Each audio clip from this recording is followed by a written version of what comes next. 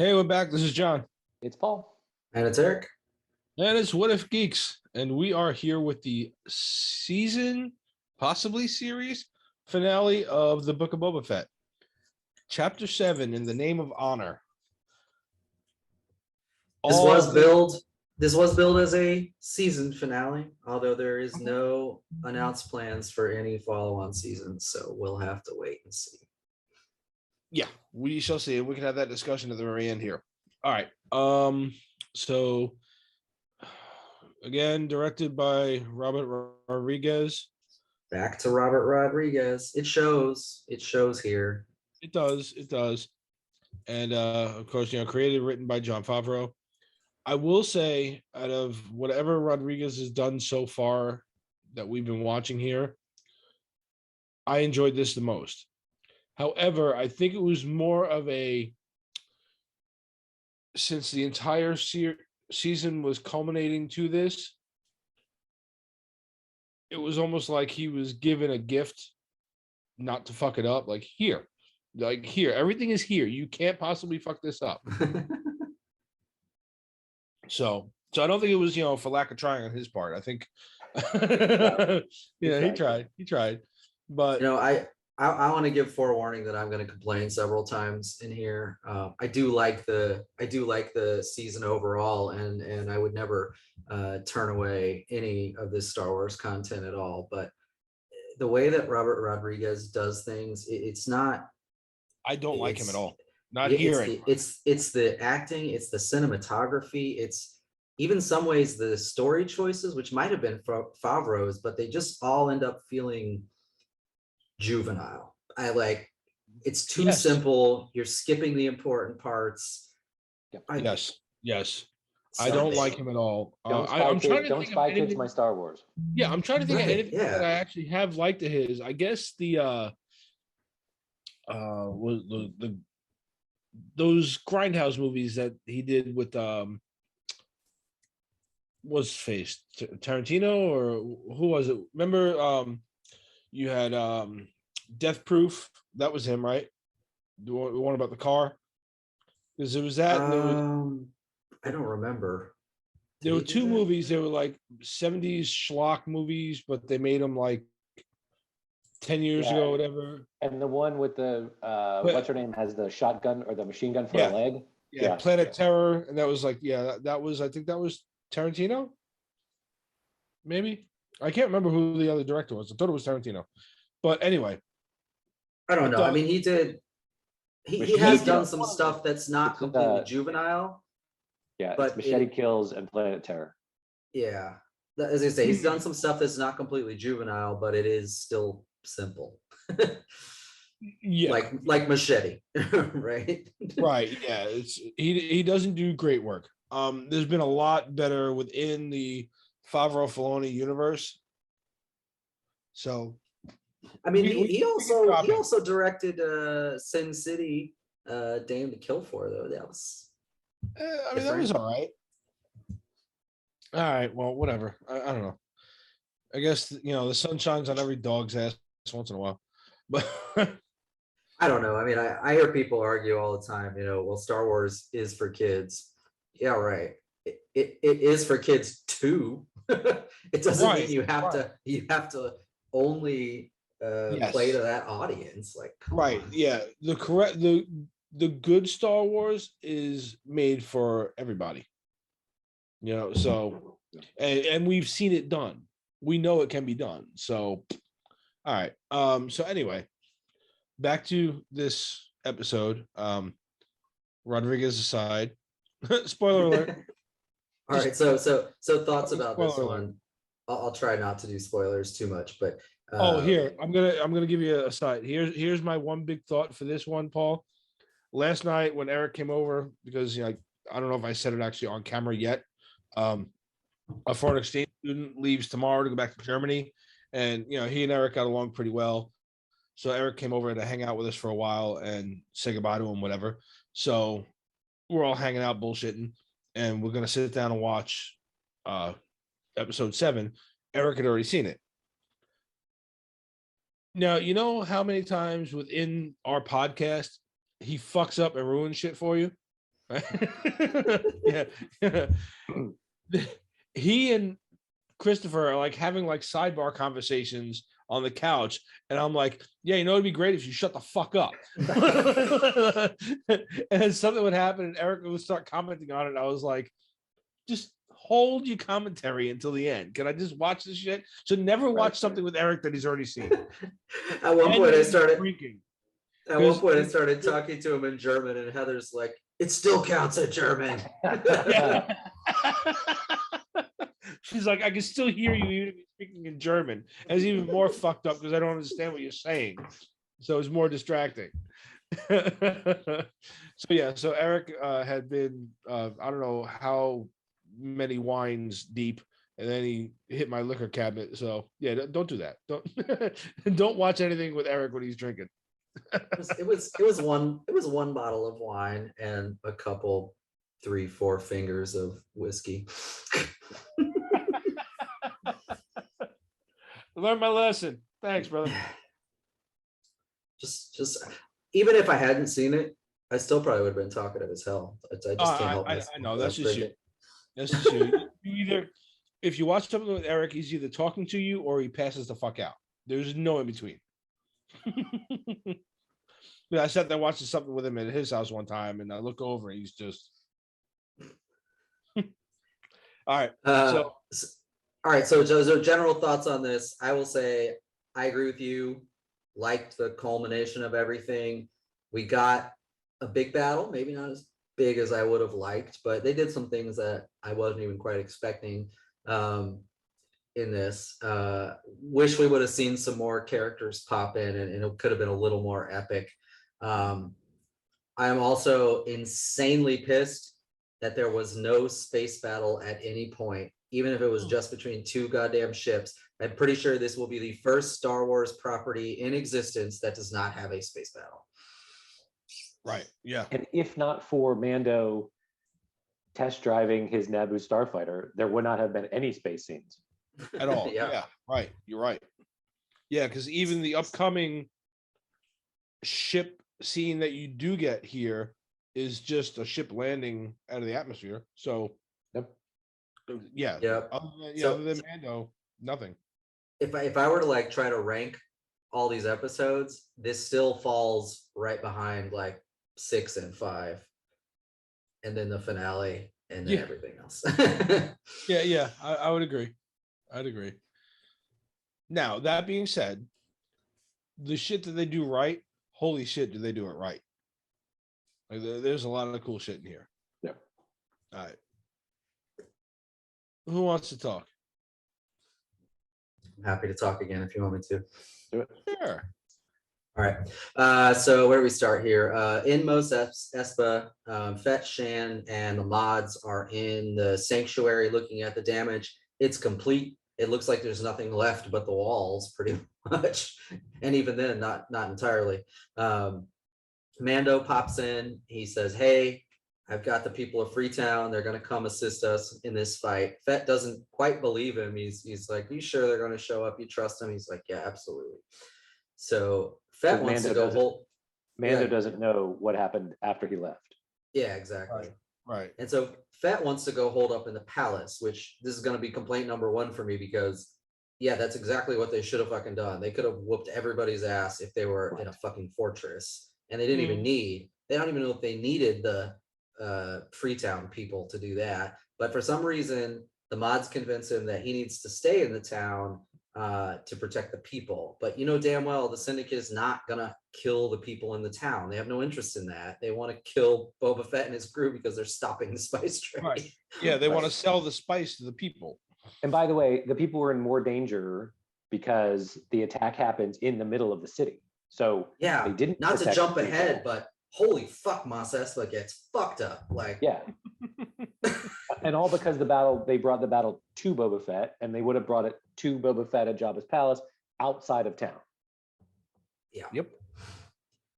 Pretty strange choice, if you ask me, especially for a bunch of seasoned fighters here to say, yeah, let's do this. Hang on. But he listened to a guy with a cyborg eye and a fucking 16-year-old. Okay. Like, let's a war consulate there or not. Yeah.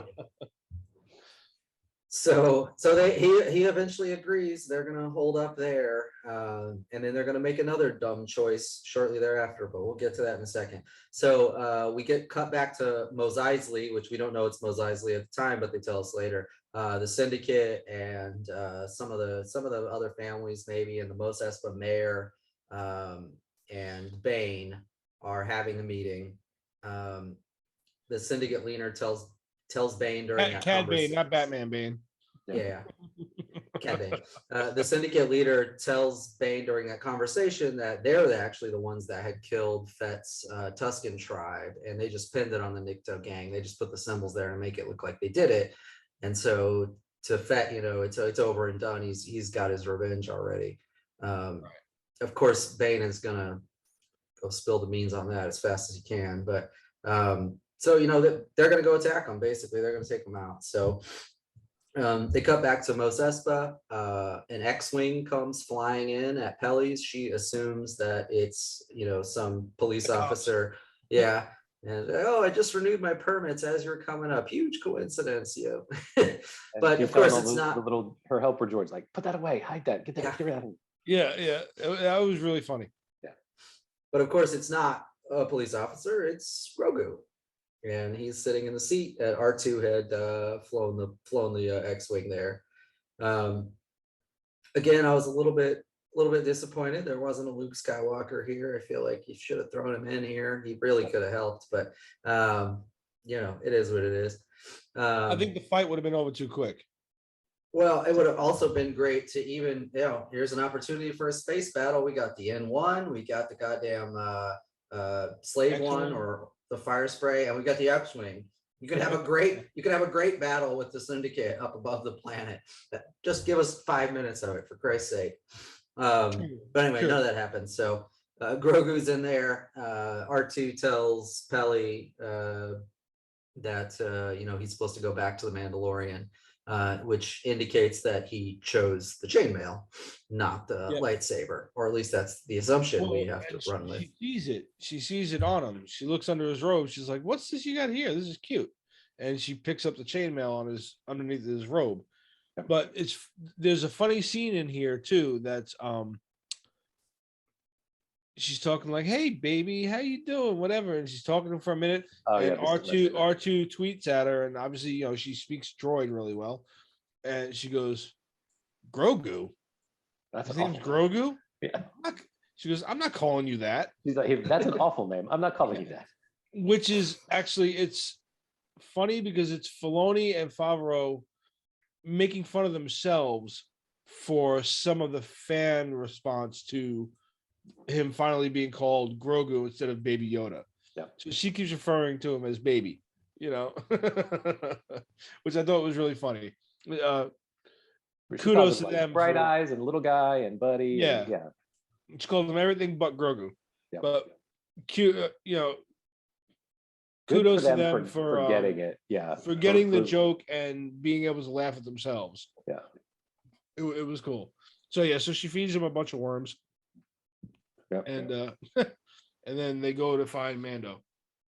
Like, why did she have those disgusting worms? Surely she didn't eat them. No, I have no idea.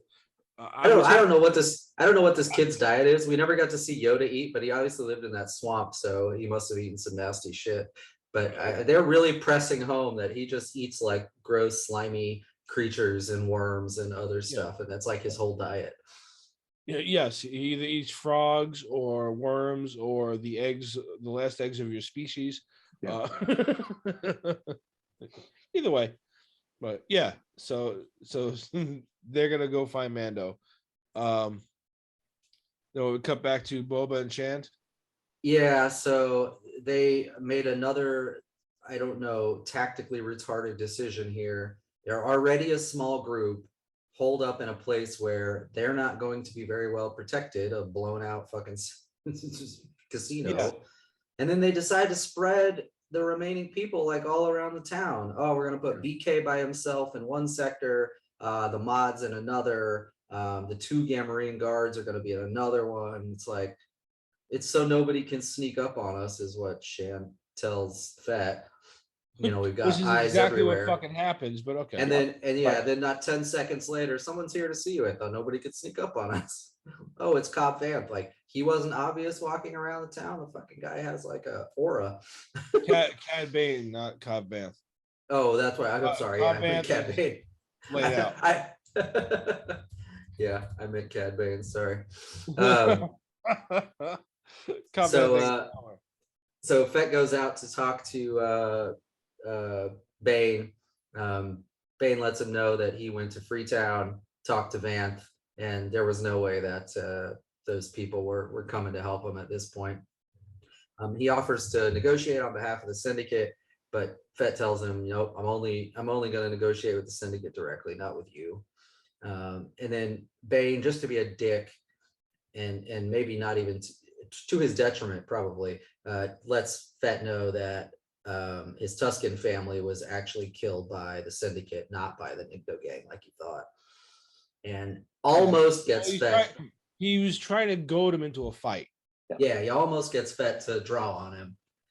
But yeah, this whole standoff in here is also a callback to a comic. They actually stand off in the comic, and I think Fett kills Bane then in the comic. So obviously none of that is canon here anymore. But that's where Fett's dent in his helmet comes from. It is Cad Bane. So, and I didn't know that, but I found that after this, because they're like, well, obviously that didn't happen. And I was like, oh, okay. So yeah, it's in the comic. That is they shoot it out and he kills Bane and Bane dents his helmet. So there you go. But I sort of wondered watching this, why wouldn't Boba just draw him? He's wearing Beskar armor. Like, yeah. Unless he gets shot in the side or the leg or something else, you know, where the plates aren't. Yeah. But like generally speaking, Bane's gonna shoot for the midsection where he's protected. Yeah. So why not just shoot him? This is the best time to do it. Yeah. And right. Fennec calls him back like, don't let your ego get to you, basically, you know. Calm down. That's the other thing too, right? You have 3 incredibly highly trained fighters here. You got Shan and Mando and Fett against Bane and 2 random guys with a sniper rifle. Like there's no surviving for them. I don't understand. Yeah, why didn't they just start shooting? yeah, that's a good point. It's a really good point. But I was a little wrapped up in the story to think about that. But that's a good point now. Oh well, they didn't do it. Fennec calls him back and calms him down for whatever reason. Yeah. So then almost predictably, all the families around the city now turn on the 1 or 2 people that are in each area. The under-resourced outposts they're in. Yeah. All the families that were going to stay out of it are actually with the syndicate. I guess you did. There you go. You got a little bit of the crime lord backstabbing stuff, but this was pretty mundane. So the Gamorrean guards get essentially shoved off a cliff by the Klatooinians. Yeah, the Klatooinians were like, "This is Sparta," and that's exactly what it looked like. Full Spartan dropkick. Yeah. And I feel bad too because I actually like these Gamorrean guards. I thought they were. I know. I'm surprised they just killed them off like that. I thought one was gonna die and the other one was gonna live. And when they both went over the side, I was like, "Oh, well, that sucks." But oh well. Yep. So the Aqualesh attack the mods and pin them down, and then BK gets mobbed by like, I don't know, 12 Trandoshans, which I also thought was stupid. Like, how come everybody else has fucking guns except the Trandoshans? They all pull out spears and fucking swords and shit. Like, what the hell is happening right now? Yeah, because he fights them off for a minute, but the numbers overwhelm him, and they just pile on. But 12 of them could have shot him down in a heartbeat, I feel like, if they had some fucking blasters. But anyway, so it is what it is. So he gets pinned out. So they're all in trouble essentially. Shan gets word of it. She goes off to rescue the mods, and helps them get unpinned so that they can return to the sanctuary. The Gamma Ring guards are dead, of course, and then BK somehow breaks free. We don't actually get to see how, but he comes walking down one of the alleys towards the sanctuary, Carrying 2 of the Trandoshan's. yeah. And then the Freetown fighters show up on a some sort of weird tank skiff thing with a machine gun or something. Yeah, like a turret on the, yeah, blaster turret. And so they all show up there. I did see some complaints online about plot armor for BK specifically. It was a little graphic that showed like it was BK's head, but it was a woman's body with like a very skimpy metal armor set, look almost like a bikini or something. And then there was arrows stuck only in the metal armor, and everywhere else on her body was clear. I was like, yeah, I guess there's some truth to that. But at the same time, when he is walking back towards the skiff, he's clearly getting hit. Like it's knocking him down. Shot repeatedly, yeah. It's not hitting his armor, it's hitting his body. And once he gets back to the skiff and they lay him down, you can clearly see like open wounds on him, right? So it wasn't just happening to hit the little bit of armor that he had. He was taking those blows and just kept walking. Yeah. And then again, going back to what we said about Fett's new way of ruling, where he takes care of his people. He says, you have, what do you say? You're owed a long bath in my Bacta tank, my friend. Yeah. Just rest. I'm gonna take care of you. And Mando asks Weequay, "Where's Vanth?" Weequay tells him he's dead. Right. So that happens. Oh yeah, I guess I skipped the part about the Pike negotiators too. I forgot. The Pike negotiators show up. They do show up to negotiate. They're Fett and Mando are pretty much like, either we're gonna sneak out of here and fly away and leave all these people, to defend themselves, or we're gonna go out there and die. and Mando's like, let's go die. This is the way. This is the way. And but then the assistant guy is like, the major domo. Yeah. Yeah. And he says, I'll go negotiate for you. He's like, I'll do all the groveling and I'll do all the stuff. It's fine. I'm used to this. I'll go do it. He's like, write down your terms. Terms of agreement, yeah. And it's interesting because Boba just goes, right, and hands it back. And then he goes out there and he reads like 4 paragraphs that Boba Fett wrote. Right. He must know some good shorthand. Yeah. He goes this whole, I speak for the Daimyo Boba Fett. Boba Fett, and blah, blah, blah, blah. Here are his terms of surrender. Nothing. But again, going back to like this guy, he's another one that I've really liked in the series. Like his acting is really well. Is really good, right? He the quick glance as he realizes what he's reading is hilarious, right? Because he just stops like, oh fuck, I'm about to die. Yeah. And he says, nothing. Nothing. You will get in your ships and leave, basically. And that's when they turn the syndicate turns their guns on him, and Fett and Mando come flying out with their jetpacks. And that was another cool fight scene. Just the 2 of them at first. Because it's not like they're not getting hit, but their Beskar armor is saving them. But the 2 of them are fighting in unison, really cool, like a definitely like an old school shootout kind of thing with all of these people in the streets, and they're getting hit. And every time one of them gets hit, the other one like covers them and picks them back up. And it goes on for a couple of minutes. It's a good fight scene. And then we go to what we already discussed with everybody else showing up. Yeah, he was in that. Amy Sedaris had like a I don't know, comedy series or whatever, At Home with Amy Sedaris. He was in that show. I wonder if that's how he got roped into this. Is just probably they do like the comedians. They do love to have comedians on here. And then that just goes back to Favreau's roots, right, in comedy. So it is what it is.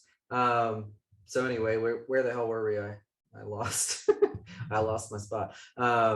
So yeah, so the battle ensues, I guess, and everybody eventually shows back up. They're able to take down all the pike foot soldiers and whatever that were there with the negotiators, and they all start cheering and they think everything's over. And then Mando turns on his little heat sensors or whatever on his mask, and he sees these gigantic droids coming down the alleyway. It looks like there's just one at first, but then after that one walks around the corner, there's several more that pop in, and these are I think they're called Scorpo neck droids. But they're pretty daunting. They're kind of like a gigantic, they don't look like it, but they're like a gigantic version of the badass battle droids we saw in the prequel series. Like they got two giant, they got two giant guns. They've got shield systems so that they can't be hit by blaster fire. Sharp pincers, almost not claws, but like almost like knives. Force fields, like the whole deal. Yeah, it's definitely looking bad for them at this point with these things approaching.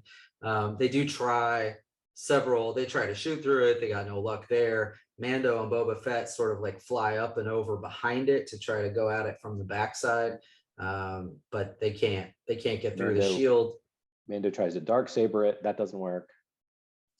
Yeah, and it's funny. He says something here like, you know, the shield protects from the blaster, and our kinetic weapons are moving too fast to go through the shield. And I was thinking to myself, well, why don't you just try to go slow through the shield? Like, you've identified the problem. But I don't know. I'll give him a little leeway on that, because by the time later in the episode where he does walk through the shield, it's been weakened at that point, and you can see that it's no longer blue on that side. It's like red. Like maybe that was what it took, because BK also tries to slowly push through one of the shields of the droid with his fingers, and he can't get his hand through in a different scene. So maybe it just had to be weakened first before that would work. So anyway, I mean, this big battle through the city ensues, and they've decided to fall back essentially and find protection somewhere else to get away from these things.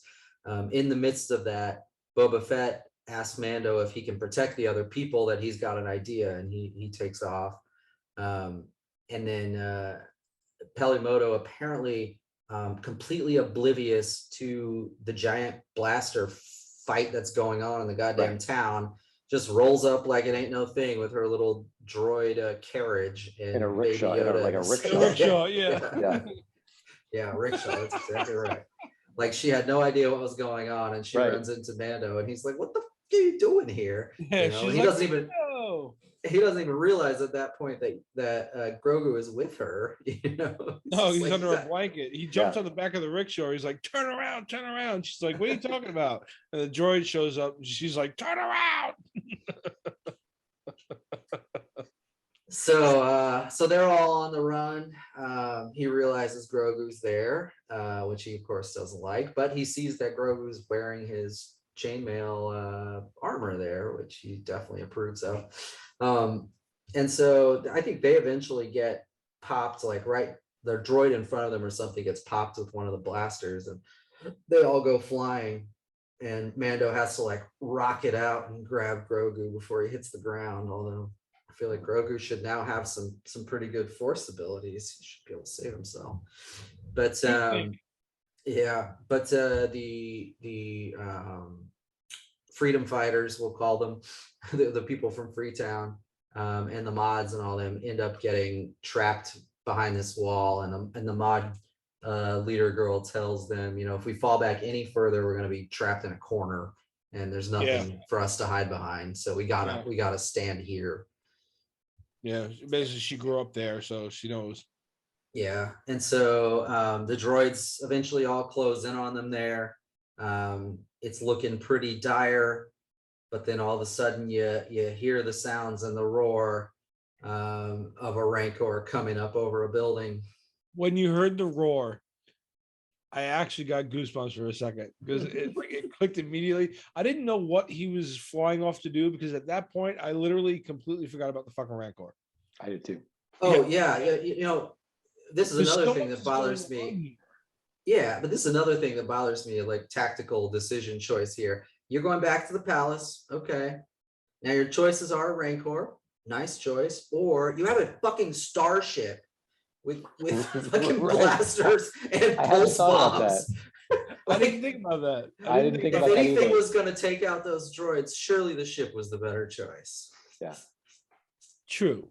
But hey, you know, he told Danny Trejo. Also, there was no reappearance of Danny Trejo. He should have been fighting with like a vibro machete alongside these guys. That would have been the ultimate tribute. But he told him he was going to ride the damn thing. So apparently he learned to ride the damn thing. Yeah. And again, if they would have stayed at the palace in the first place, they wouldn't have had to go get the Rancor. The Rancor would have been there. Ship would have been there. The damn ship. Right. And because it's a fucking palace in the middle of the desert, the bad guys would have literally nowhere to hide. No wall to hide behind, nothing. They would just be out in the open desert and they would be fuckered. Yep. Fuckered. But no, we can't have that. That makes too much sense. So, you know, the way to, not that we need to harp on this, but the way to do that would have been for the syndicates to have way more people and the other families to have contributed troops. And so it's like 100 to, 10 or whatever they've got inside the palace. I mean, that's like a realistic scenario where, they could make it, but it'd probably be really tough. Yeah. Then you have Fett riding the Rancor and he's knocking troops back like the big ogre things in Lord of the Rings, Yeah. That would have been cool. I would have loved the palace battle, I would have loved it. So anyway, that's not where we are. So, you know what? There was another scene in this chase thing that made me fucking cringe when the two mods, the girl and the guy with the eye thing, are helping BK get away, because he's all limping and whatever. And at one point they stop and the guy with the eye mod fucking does this retarded spin shot. Like, who made that choice? Oh my God. He ends up, he's facing this direction, comes out from under BK's arm, spins in the same direction, ends up in the same place, shooting in the same direction he was just facing, but it's totally unnecessary. Yeah. Yeah. It's not like it's fun to shoot behind him. Yeah. Right. He spun all the way around. I feel you could have choreographed that better. Maybe he didn't need a full spin, right? Because he was sort of he had the arm on him. Maybe he was facing sideways and he had to spin out from under BK, not a full 360, just a partial to get facing the people that you're shooting at. But that was just silly. That was silly. Even if you would have made BK drop something, him pick it up, then spin to turn back and shoot would have been better than an unnecessary 360. Right, with his little coattails flapping behind him. and meanwhile, the other mod and BK are just standing there shooting straight, like he could have fucking done in the first place. Like, what? So to answer Eric's question of who the fuck made this decision, Robert Rodriguez. Rodriguez. Yeah. So yeah. So with the help of the Rancor, they're able to take down pretty much all of them. Yeah, they are able to take down all the droids with a little bit of struggle. And the Rancor does get blasted a few times, but it's able to keep going. Well, the key is it takes down the one, right? And it fights back and forth for a little while, but it's able to get through the force field and take that one down. The other one has Mando pinned down. Remember? Mm-hmm. And that's when Grogu walks out and does his little force thing and pulls a bolt out of the thing's leg. That's right. It falls over. That gives Fett and the Rancor enough time to come over and help. But yeah, the first thing was Grogu saving Mando. Like, you ain't gonna shoot my dad in the face. Yeah. So they defeat them all. Cad Bane shows up, and Fett's facing him straight on the Rancor. Cad Bane does not even seem phased at all by this. When the Rancor starts to come towards him, he uses his flamethrower to shoot fire in its face. And so that apparently we're now in agreement that all bounty hunters have flamethrowers on their arms. apparently it's a must. Although Fennec Shand is missing though, isn't she? She's an assassin, not a bounty hunter. Oh yes. But so he blows the flames in its face. It scares it. It throws Boba Fett off and it runs away. And so now it's the showdown between Boba Fett and Cad Bane. And I think Cad tells him, you're too slow. You're way slower than me. He's like, that's true, but I have armor. Like, yeah, which should have happened 30 minutes ago. Correct. Yeah. Yeah, like you're not gonna kill me with one shot here. So they have their fight. Looks like Fett is about to lose. Cad Bane's bearing down on him. He of course has to give him the classic villain speech or something before he blows his head off. Yeah, he's got a monologue. Yeah, and that gives Fett just enough time to think of what the hell he's gonna do, which as a sort of a tribute to the Tusken thing, he brings out his Gaddafi or Gaffy stick. Gaddafi led a the Libyan dictator. Yeah, I'd have to look it up, but I actually think the Libyan dictator. I actually think it is actually called that. The Gaffy is just a short name. Oh, okay. It's Gaderfii though, not Gaddafi. Gaddafi, I guess. I don't know. But yeah, Gaffy for sure. Anyway, he uses his Gaffy stick, so tribute back to his little Tusken training, disarms him and ends up stabbing him right in the center of the chest. And presumably Bane is dead, although I have to question because they bring people back. I mean, the Book of Boba Fett is about bringing somebody back from the dead, for Christ's sake. So it happens. I don't know if he's dead for sure, although he's old at this point. It may be the right way for him to just go out and for Filoni to let that character go.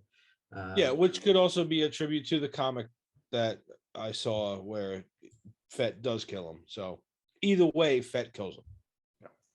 So the Rancor is then on a rampage through the town, destroying everything, climbing towers like King Kong. And I was about to say that. I said that last night. He straight up King Kong's his shit. Yeah. And for whatever silly reason, the Boba Fett's forces, despite knowing that this is his Rancor and he was riding it, start shooting at the fucking thing. And then Mando has to tell him, like, stop, you're making it worse. Yeah. You know what's not helping? Shooting the giant monster. So Mando tries. Eric, hang on. It reminded me of Blazing Saddles when they were like, what's a Mongo? Shoot him. No, don't shoot him. You just make him mad. So Mando then decides he's going to try to mount the thing and get it under control. So he rockets up there and gets on the back. It does not go well for him. The Rancor is able to reach behind him, quite flexible, by the way, for the crazy thing, but grabs him and he's got him like also very King Kong-ish, right? He's got him in his hand like this, and he ends up activating his flamethrower and shooting flames, and it actually starts to bite his head, but it can't get through the Beskar. And everybody's just standing there, like Peli is standing there like, ooh, don't worry, he's crafty. But he shoots a flamethrower in the Rancor's mouth, which sort of sets it back for a minute, and then he decides he's just going to chuck Mando, like 100 yards through a building. Luckily, he's got that armor, so he doesn't die, but he's sure beat the hell up, and the Rancor comes down upon him, and then Grogu in again to save the day. He steps out, sneaks out from behind Pelly and goes up in front of it, raises his hand, and he approaches this thing like he has no fear before he even uses the force on it. He's just like, walk up to this thing, like, Yeah, he just walks out creature. like, what are you gonna do to me? But yeah, he puts his hand up and he uses the force powers essentially to put it to sleep. Just Yeah, goes to sleep like a little bitch. yeah, good night night. And then he curls up, he goes and pets it, and then he curls up next to its head and goes to he gives sleep it a little- himself. Yeah, and then he's so worn out, he just yeah, he does the Grogu thing. He first, like you said, he first walks up. I like the little pat he gives it, like it's okay. Yeah. And then every other time we've seen him use the Force, he exerts too much energy and he's got to go pass out for a little while. He curls up next to this thing like a boy and his dog and just goes to sleep. Yeah. And then Pelly's like, I'm guessing there's not going to be a barbecue. Like they were going to eat the Rancor. I will say, her other episodes in Mandalorian, whatever else. Well, like I've liked her a lot of, like it seemed like they were like force feeding, like or force writing jokes in there for her. Mhm. I liked her a lot in this episode. Yep. Like the flow of her lines was a lot better here. Yeah, I would agree with that. So we go back to Mos Eisley then, where the Mos Espa mayor and the family leaders and the Pike Syndicate leaders are all holed up in that little building. All of a sudden, they hear noise outside, and then people are just getting whacked left and right. Shot. Oh my god! They hear the noise on the roof, and all of a sudden a line comes out and hangs the mayor. Yeah.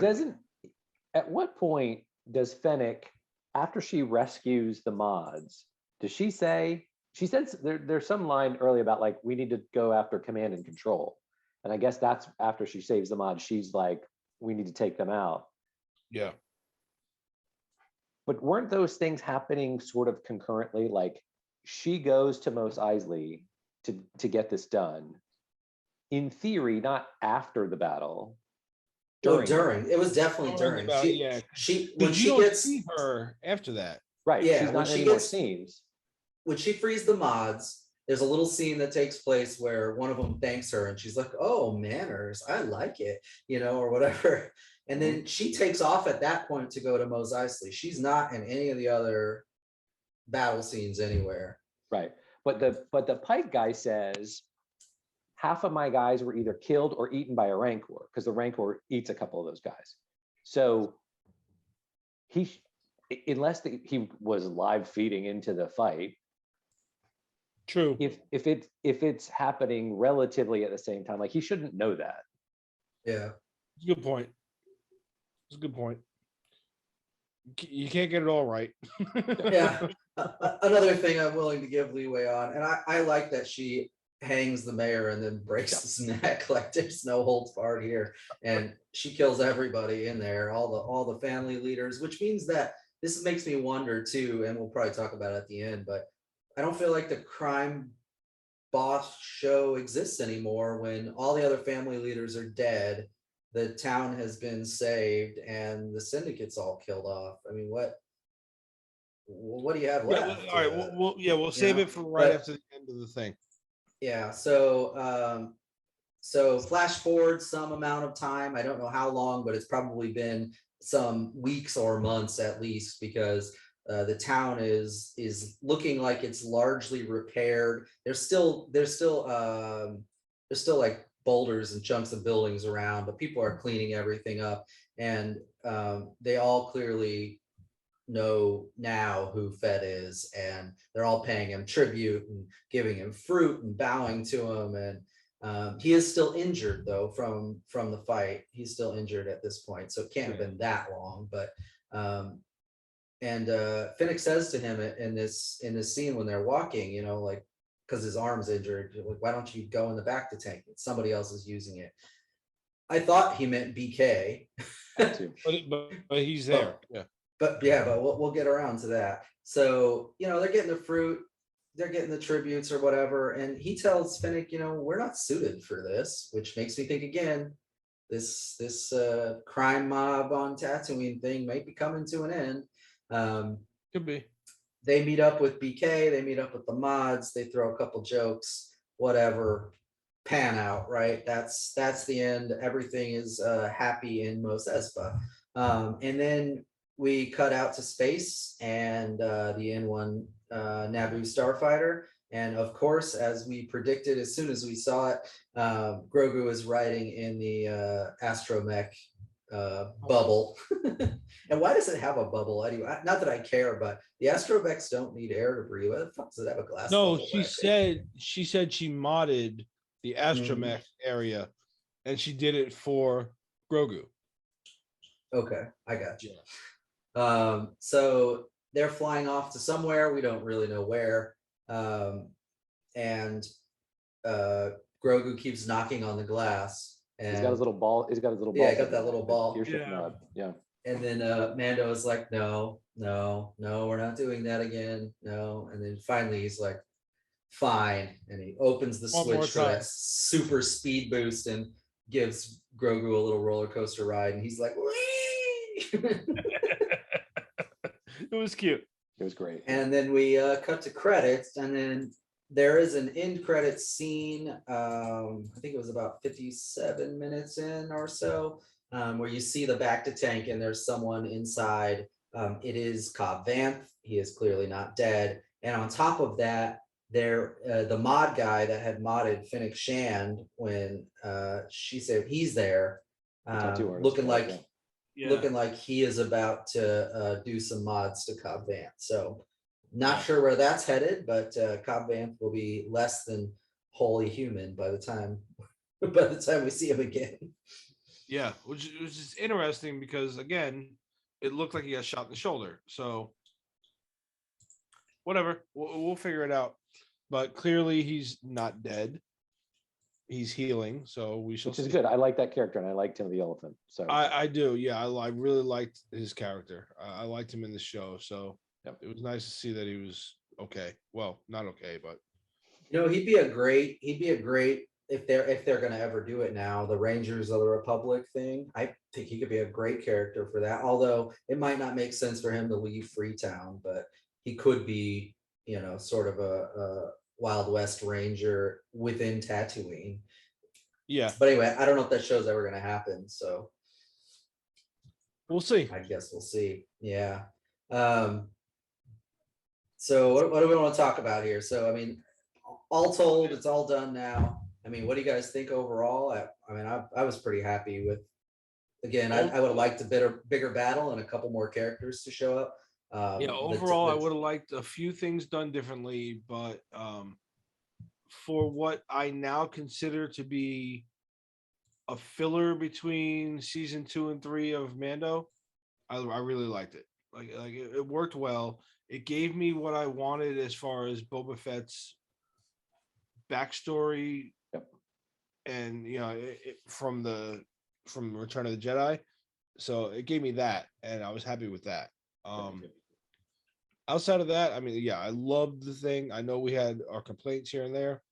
It wasn't completely Boba Fett. I'm fine with all that. I liked it. I liked it a lot. I want to see more of a lot of these characters. So I'd like to see where they're going to go from here. But we'll get good. Paul, what did you think? No, I agree. I generally liked it. You can nitpick a bunch of stuff, and episode 3 is not even a nitpick. Like, it's just there are issues, but overall I liked it. And it explains a lot about the character of Boba Fett. You get all the backstory, you get sort of this change in mentality. And I love that you can, and we did take the Star Wars universe that and then put some other genres on top of that, right? Now we're doing the kind of the crime boss Shogun style kind of story. You can do some other thing there, and I just like that we can do this. Yeah, Eric. Yeah, I think I said my piece. I mean, overall, I like it. I want to, I wouldn't take it back. I'll bitch about a few things here and there, but I wouldn't take it back. I'm happy with generally with how everything played out here, and I think it's a great start for a Boba Fett series. I'm Okay, not sure now that there, that thread that we saved to the end, like you said, where the Fett tells Shan, maybe we're not cut out for this, whatever. We should go do something else. Where would you guys take this? I mean, clearly he doesn't want to be a bounty hunter anymore. Right. So what does he do? Is he going to stay on Tatooine? And all right, because you said like, all right, Eric said all the other families are gone, but as you know, in any other mob movie, nature hates a vacuum. Someone's going to come in to fill those shoes. Is it just a constant back and forth with him and somebody else? You know what I mean? Or so either you stay on Tatooine and you really flesh out the mob story and you make it more of a mob story, which I'm cool with, or they leave Tatooine and they go do something else. But what do you do with it? I think if they're going to keep with the crime boss thing, they have to grow beyond Tatooine now. So they've solved the problems in Tatooine, essentially. I mean, the major ones. But what can happen is, say, maybe the not Jabba, the Hutt twins come back. Yeah, his cousins, whatever. Yeah, but you make this more galactic, right? More, not just Tatooine, but other Outer Rim planets, and you bring it to a larger scale for this crime lord thing. And that would give Boba Fett whatever of Tatooine, and then moves on to fight other crime bosses elsewhere. Yeah, I mean, and this the outside factions sort of from other planets fucking with him could give him a reason to leave and leave the planet, to follow not a different storyline, but a different concept with the storyline, and leave Fennec Shan behind to protect the planet or something, whatever it's going to be. Or maybe she goes with him and they leave one of the mods. I don't know. They leave BK in charge. That'll go over well. Although I'd like to see the three of them go out together. Here's what we do. We take Boba Fett, Fennec Shand, BK, the mods, and they go planet to planet righting wrongs, a la the A-Team. Like, if you need help and you've got nowhere else to turn, you call. And you can find them. And you can find them. Maybe you can hire Boba Fett. Fett Squad. Yeah. I like it.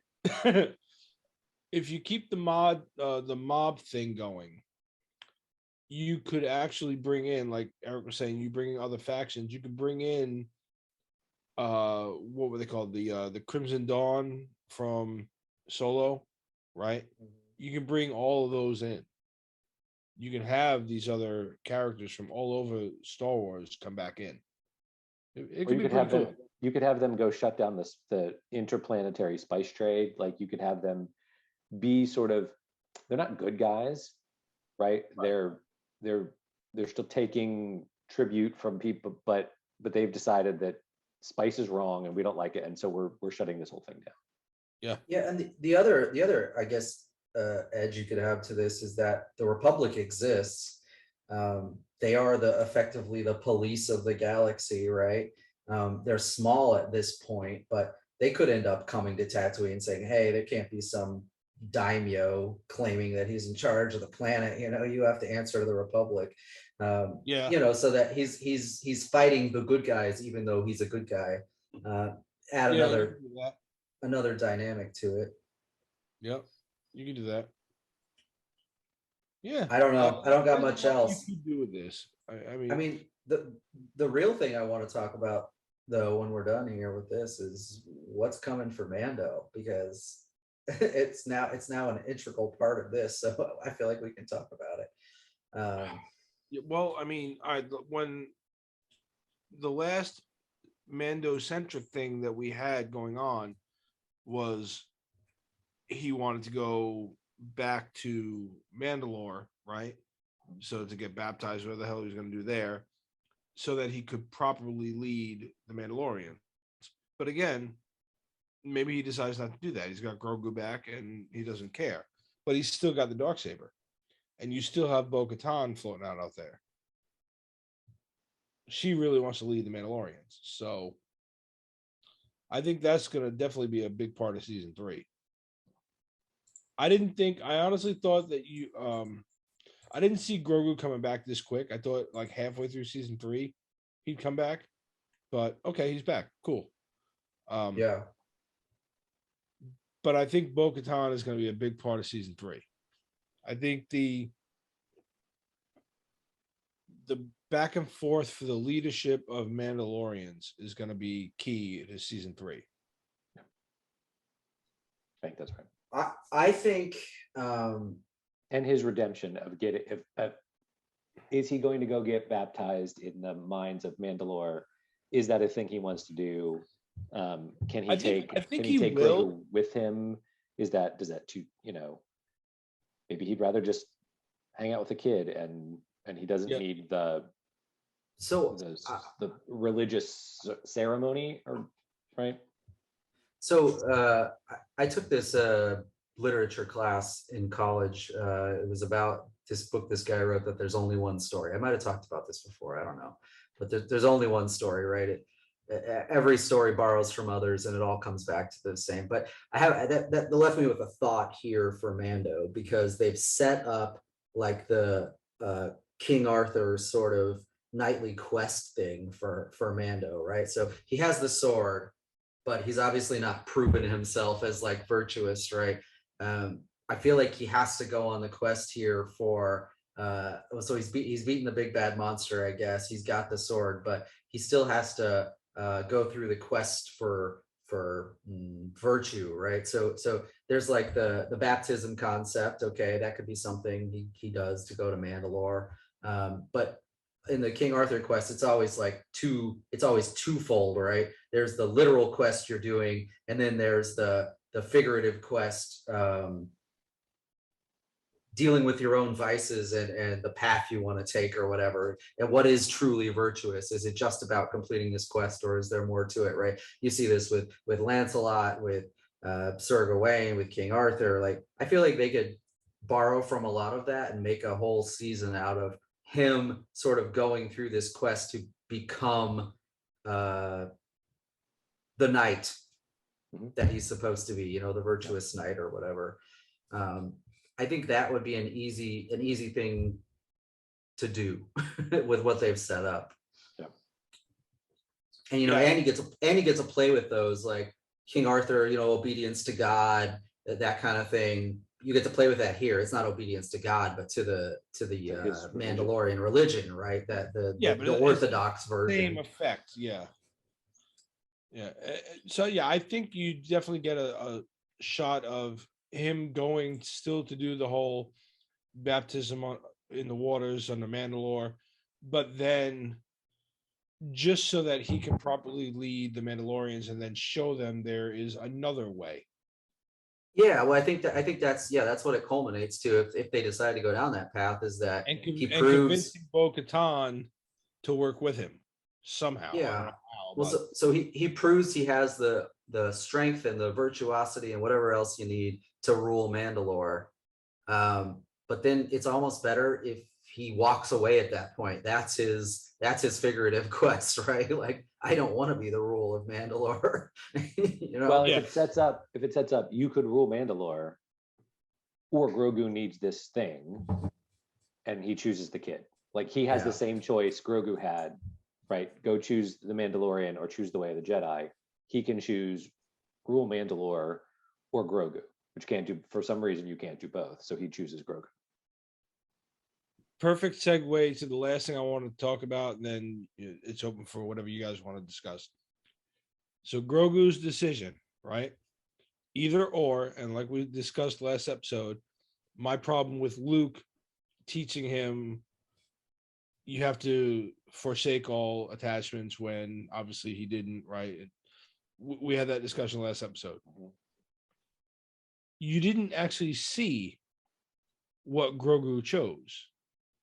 Now, I really thought within this episode you were going to find out that he actually chose both, and somehow in his Grogu way showed Luke, I don't know how because he can't speak, but showed Luke like, no, you can choose both, and the Jedi can be both, right? Reminding him of what happened with his father and with his sister and everything else, right? That's what I thought was going to happen. I thought he was going to whip that fucking lightsaber out, and I was going to laugh my ass off because now obviously he has no, so far as we know, he has no training with a lightsaber. But I thought he was going to whip that thing out in episode 7. He didn't. But there's still no saying that he didn't choose both. And it'll happen at some pivotal point in season 3 of Mandalorian, where you'll find out that he showed, because again, that technology that they've gotten better with Luke is not going anywhere. They're going to use it. You can have a quick flashback, because now flashbacks are a major thing in Star Wars. They never were, and now they are. And I actually like the way Filoni and Favreau are using them. They work well. You'll have another flashback to that scene with him and Luke, and somehow he shows him, no, I can get both, and it'll be cool. And watch this shit. And then something like that'll happen, where I think he's got that lightsaber. I don't know where, because the lightsaber was like the size of his fucking leg. Yeah. but I think he's got it. I think it's probably in the X-wing. But so we'll see. We'll see if I'm right. But you know, it was Mephisto all along. So, you know, sometimes I'm right, sometimes I'm wrong. I'm 50-50 on Marvel right now, Mephisto and the Kingpin. So we'll see if I'm right about this come season 3 of Mandalorian. When is that supposed to start? Because it needs to get here now. I said, no shit. I don't know. Yeah, I don't think there has been any official release date yet. No, they announced Obi-Wan is in 2 months. Yeah, Obi-Wan starts May 29th.